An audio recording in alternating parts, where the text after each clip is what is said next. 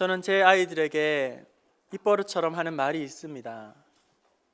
밥상 앞에서 감사하게 먹지 않는다거나 음식을 남긴다거나 음식 투정을 부릴 때에 제가 곧잘 이런 말을 합니다. 감사할 줄 모르는 사람은 먹을 자격 없는 사람이야. 감사할 줄 모르는 사람은 작은 것이라도 받을 자격 없어. 가질 자격 없는 사람이다. 감사할 줄 모르는 사람은 아무리 좋은 것도 누릴 자격이 없는 사람이야. 제가 곧잘 그렇게 아이들에게 이야기를 하곤 합니다. 하지만 정작 제 자신을 돌아보게 된다면 참 얼마나 감사가 많은가. 아이들에게 그렇게 요구하고 가르친다고 말하지만 참 부끄럽지 않을 수가 없습니다. 그런데 성도 여러분, 문제는 감사 없음이, 감사하지 않음이, 감사 못함이 그 자체로 끝나는 것이 아니라는 거예요. 감사가 없으면 자연스럽게 그것이 불평으로 이어지게 됩니다. 감사가 없어지면 그것으로 삶이 끝나는 것이 아니라 불평으로, 원망으로, 남 탓으로, 짜증으로 그것이 연결되어지고 또 발전이 되게 된다는 거예요. 플러스 인생이 있고 마이너스 인생이 있는데 감사가 없으면 그냥 제로가 아니라 이제 마이너스 인생으로 우리의 삶을 이렇게 삼키게 된다는 거예요. 많은 긍정적인 부분들도, 밝은 부분들도, 좋은 것들도 우리가 감사가 없음으로 말미암아 안 좋은 쪽으로 향하게 되어지고 부정적인 것으로, 어두운 것으로, 그리고 안 좋은 쪽으로 몰고 간다는 것이 감사 없음의 문제라는 것입니다. 오늘 성경 본문에 나오는 사도 바울은 바울만큼 여러분 고난을 많이 당한 사람이 있을까요? 핍박과 시련을 많이 당한 사람이 있을까요? 오늘 이 자리에 그 어떤 고난을 당한 사람이라 할지라도 바울만큼, 바울과 비교해서 더 많이 받은 분이 계실까요? 오늘 본문의 연장선상에서 11장에는 바울이 얼마나 많은 고난을 당했는지, 감사의 내용이라기보다는, 감사의 조건이라기보다는, 감사의 찬송이라기보다는 오히려 심각한 문제와 아픔과 고통과 아주 심각한 결핍에 대한 내용을 다루고 있다는 것입니다. 그래서 사도 바울은 다른 성경에 보게 되면 고난 가운데에 힘에 겹도록 심한 고난을 당하여 살 소망까지 나는 끊어졌다, 이렇게 고백합니다. 마음에 사형 선고를 받은 것과 같다, 그렇게 고백하였습니다. 그런 심각한 고난 가운데에서도 그는 입을 벌려서 입만 열면 감사를 고백하고 찬송하면서 입을 열 때마다 하나님 앞에서 감사와 찬송을 그렇게 말하고 있습니다. 사도 바울의 여러분 서신서를 한번 보십시오. 서신서마다 하나님 앞에 범사에 감사하고 있습니다. 잘 아는 말씀 데살로니가전서 5장 18절 범사에 감사하라. 그리고 에베소서 5장 20절 말씀 항상 하나님 앞에 감사하며, 골로새서 3장 15절 감사하는 자가 되라. 심지어 자기는 감옥에 갇혀있는 신세이면서도 자유로운 사람들에게 감사하라고 이야기를 합니다. 자기는 가진 것이 없는 가난한 사람이면서 모든 것을 다 가진 사람에게 감사하라고 이야기를 합니다. 자기는 육신적인 연약함으로 병약하지만 하나님 앞에 감사하다고 그렇게 고백하며 은혜를 끼치고 있습니다. 오늘 바울의 감사를 통하여서 다시 한번 우리의 마음속에 감사하는 마음이 다시 회복되어지고 감사로 건강하게 우리의 삶이 충만하여지기를 바랍니다. 오늘 사도 바울의 이 감사는 한마디로 요약하면 가시감사입니다. 가시감사. 여러분, 가시와 감사는 어울리지 않잖아요. 어떻게 가시가 감사가 될 수 있을까요? 육신의 가시를 가지고 있었기 때문에 바울은 늘 몸의 연약함으로 말미암아 힘들어하고 괴롭힘을, 고난을 당하였습니다. 육신의 이 가시는 생명에 치명적인 영향을 준 것은 아니지만 삶을 감당하기에, 그리고 또 복음을 전파하는 일에 큰 걸림돌로 작용을 하였고, 그 육신의 질고로 말미암아 이방의 비방거리가 되지 않도록 하나님 앞에 간절히 구한 기도의 제목은 하나님, 이 육신의 가시를 제거하여 주옵소서. 이 육신의 가시로 말미암아 복음을 전하는 일이 방해받지 않게 하옵소서. 이방인들의 웃음거리가 되지 않게 하옵소서. 너무나도 간절한 기도를 하나님 앞에 올려드린 것입니다. 바울의 이 기도는 너무나도 필요한 기도이지요. 너무나도 정당한 기도입니다.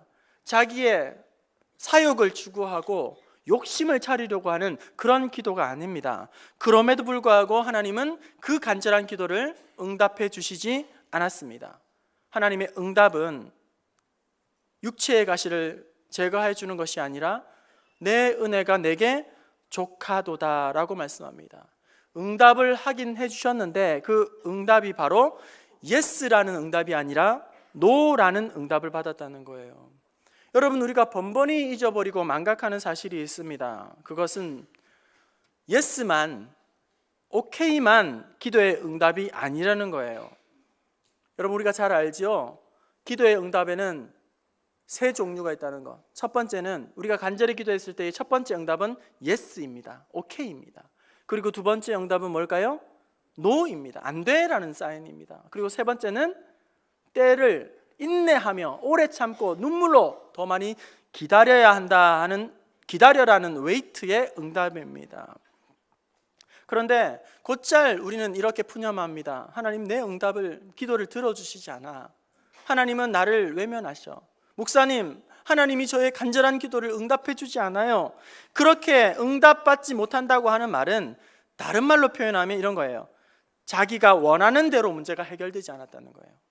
내가 기대하는 대로, 내가 원하는 계획대로, 내 방식대로 문제가 잘 진행되지 않았다는 것을 응답받지 못했다는 거예요. 그러나 여러분, 기도의 응답에는 예스만 있는 것이 아닙니다. 미안하지만 노라는 응답도 확실한 응답임을 우리는 잊어서는 안 됩니다. 하나님께서 우리에게 노라고 말씀하십니다. 때로는 하나님께서 우리의 간절한 기도를 거절하십니다. 하나님의 그 노라는 응답에도, 거절에도 틀림없이 우리는 다 이해할 수 없지만 하나님의 선하신 뜻이 있는 줄로 믿습니다. 오늘 육체의 가시를 위한 이 간절한 세 번의 기도는 바울의 입장에서는 너무나도 당연한 것이고 복음을 전하기 위해서 너무나도 필요한 정당한 간구임에도 불구하고 이 육체의 가시는 결코 해결되지 않았습니다. 바울은 노라는 하나님의 응답 앞에서 실망하거나 주저앉지 아니하고, 여러분, 웬만한 사람 같으면 하나님의 간절한 기도한 하나님 앞에 결사적으로 간절한 기도를 드린 이후에 그럼에도 불구하고 아무런 응답이 없을 때, 노라는 응답을 받았을 때에 대개의 경우는 아마 이 응답의 빈 항아리를 끌어안고 그냥 나 뒤로 누웠을 거예요. 하나님, 이렇게 응답해 주시지 않는구나 하고 빈 항아리를 끌어안고 그냥 뒤로 넘어갔을 거예요. 하지만 바울은 응답의 이 빈 항아리를 끌어안고는 그 빈 항아리를 자세히 살펴봅니다.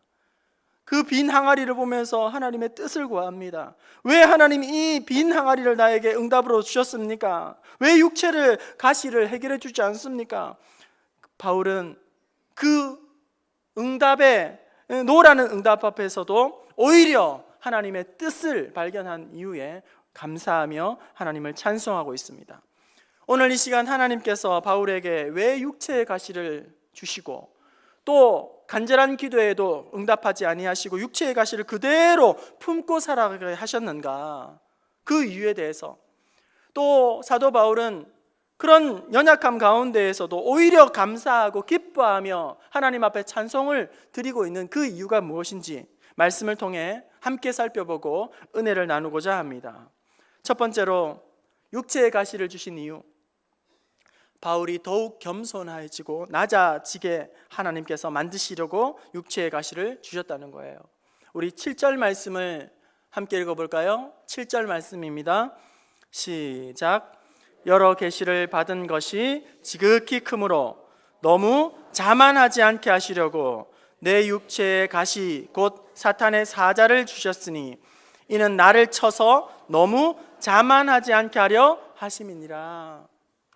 자만하지 않게 하시려고, 걸려 넘어지지 않도록, 교만하지 않게 하시려고, 잘 하다가도 중간에 실패자가 되지 않고 끝까지 하나님 앞에서 귀하게 충성스럽게 사명 잘 감당할 수 있도록 육체의 가시를 주신 이유는 영적인 안전장치로 주셨다는 거예요. 교만하지 않도록 우리를 보호하는 그런 안전장치로 육체의 가시를 주셨다는 것입니다. 여러분, 하나님의 백성들, 하나님의 자녀들, 주님의 참된 제자를 자청하는 사람들에게 가장 중요한 승품, 가장 마음속에 깊이 품어야 할 아름다운 덕목은 다름 아닌 겸손이의 덕목이에요. 낮아짐의 성품입니다. 첫째도 겸손이요, 둘째도 겸손이요, 셋째도 겸손이에요. 우리 예수님은 친히 그 겸손의 모범을 제자들에게 말이 아니라 글이 아니라 삶으로 그들에게 본을 보여주셨습니다.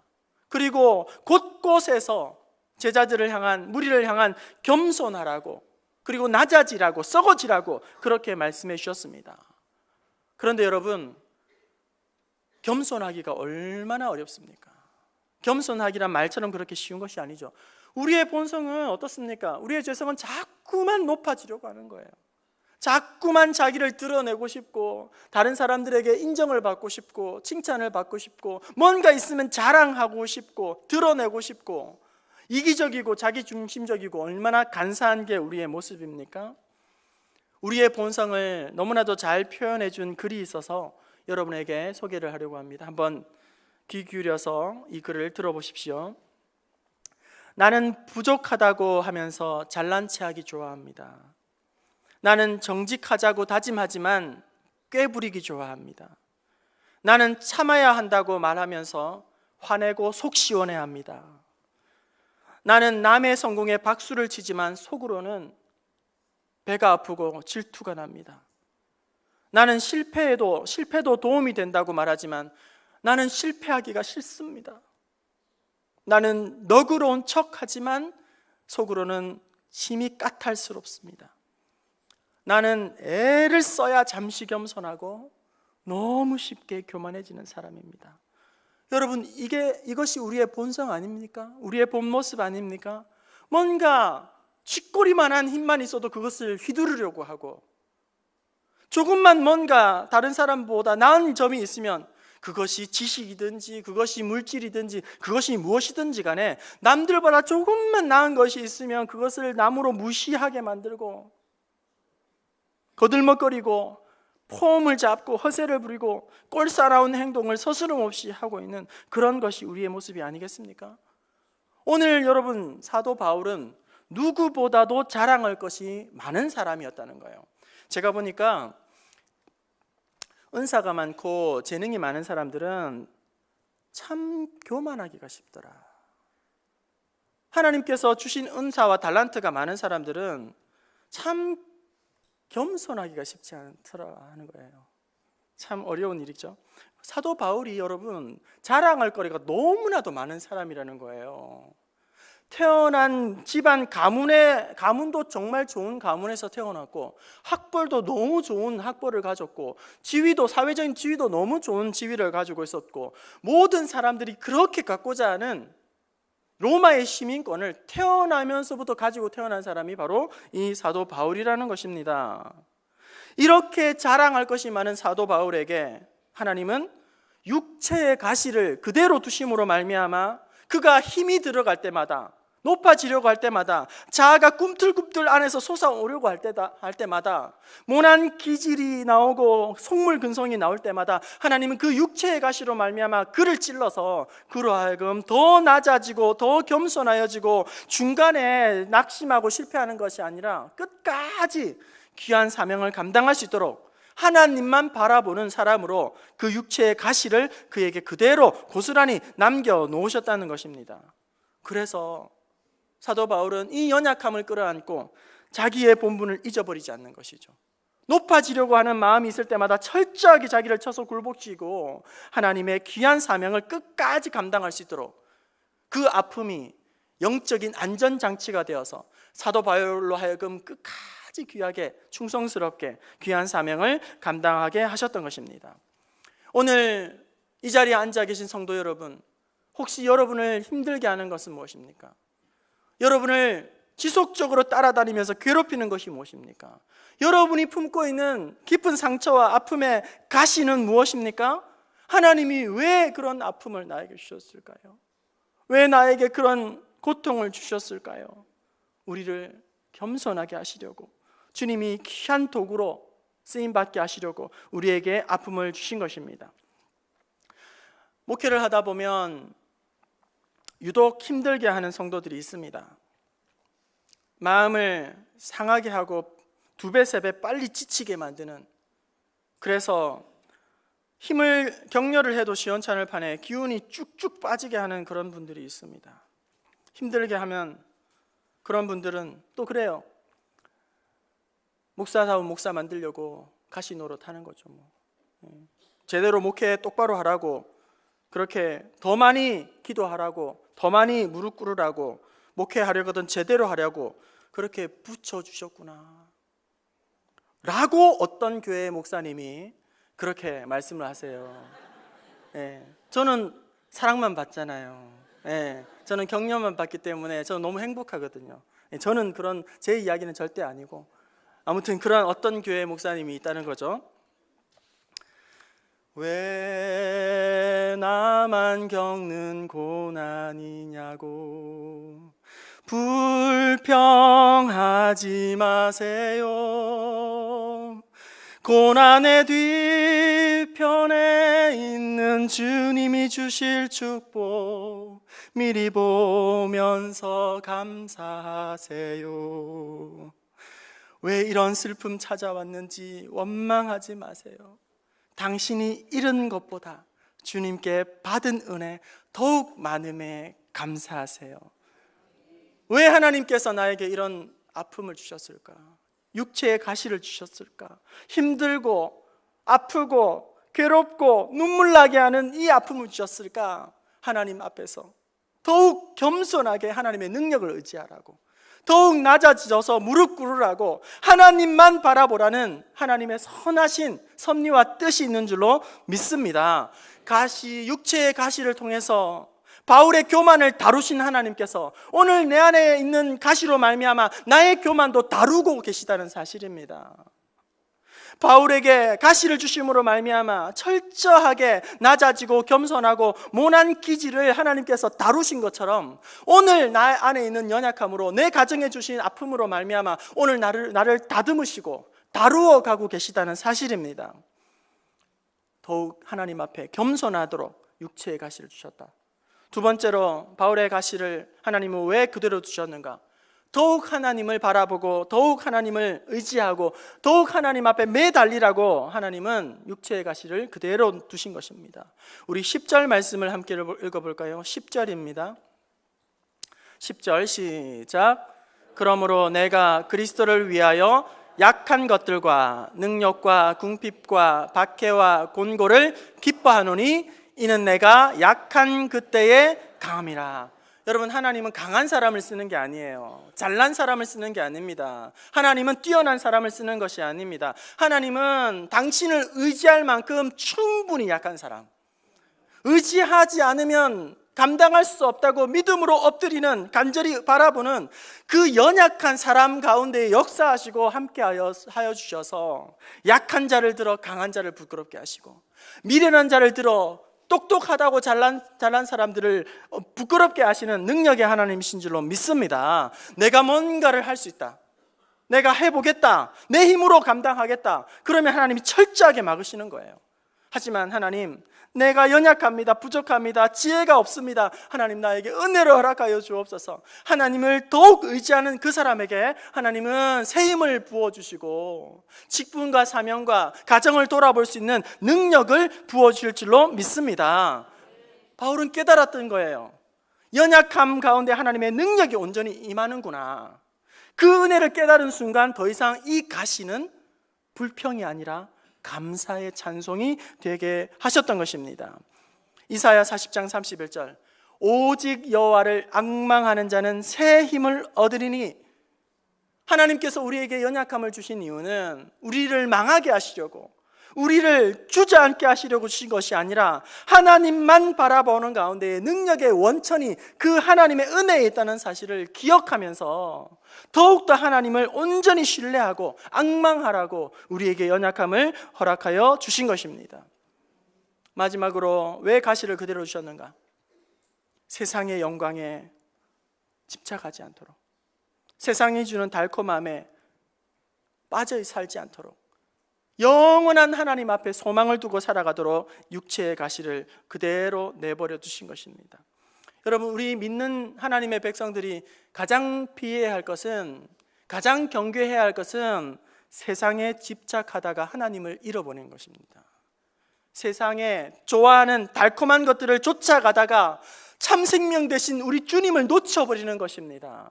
돈을 쫓아가다가, 명예를 쫓아가다가 세상의 달콤함에 빠져서 돈의 노예가 되고 권력의 노예가 되고 쾌락의 노예가 되어서 은혜의 자리, 하나님의 예배의 자리를 떠나는 것을 가장 우리 믿는 백성들은 주의를 해야 한다는 거예요. 성경은 말씀합니다. 한 사람이 두 주인을 섬길 수는 없느니라. 세상을 사랑하는 것 사랑하지 말라고 말씀합니다.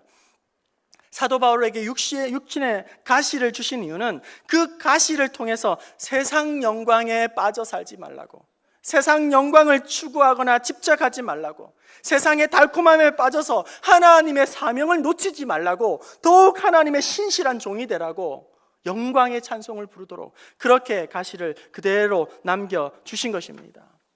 이제 9절 말씀을 우리 함께 읽고 말씀을 마치려고 합니다. 9절 말씀 함께 읽어봅시다. 시작. 나에게 이르시기를 내 능력이 약한 데서 온전하여짐이라 하신지라. 그러므로 도리어 크게 기뻐함으로 나의 여러 약한 것들에 대하여 자랑하리니 이는 그리스도의 능력이 내게 머물게 하려 하심이니라. 아멘. 여러분 하나님 앞에 가시를 감사해 본 적이 있습니까?